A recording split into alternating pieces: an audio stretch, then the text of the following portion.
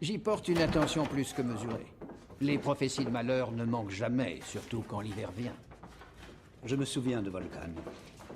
Un peu timide, mais un esprit vif.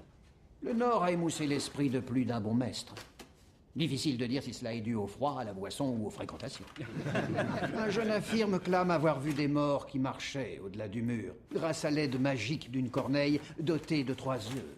Ça en fait un de trop. Il reste... Brandon Stark. Le jeune infirme. Tu le connais? Je l'ai aidé à passer le mur il y a des années. Je l'ai vu partir au-delà du mur. Et alors? Je ne sais pas comment un infirme a pu survivre des années au-delà du mur alors que personne n'y a réussi. Ni la garde de nuit, ni les sauvageons, personne. Peut-être qu'on pourrait écouter ce qu'il a à nous dire? Peut-être te faut-il copier davantage pour discipliner ton mental? Je sens comme une suggestion plus précise arriver sur la table.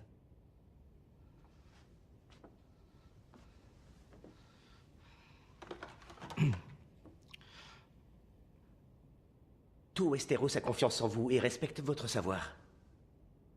Dites au peuple que la menace est réelle, tout le monde vous croira. Dites à tous les lords d'envoyer leurs hommes au nord pour tenir le mur, on vous écoutera. Et si vous dites à tous les maîtres de la citadelle de chercher tous les mots dans tous les vieux rouleaux parlant de la longue nuit, ils peuvent trouver des éléments utiles pour défaire l'armée des morts à jamais.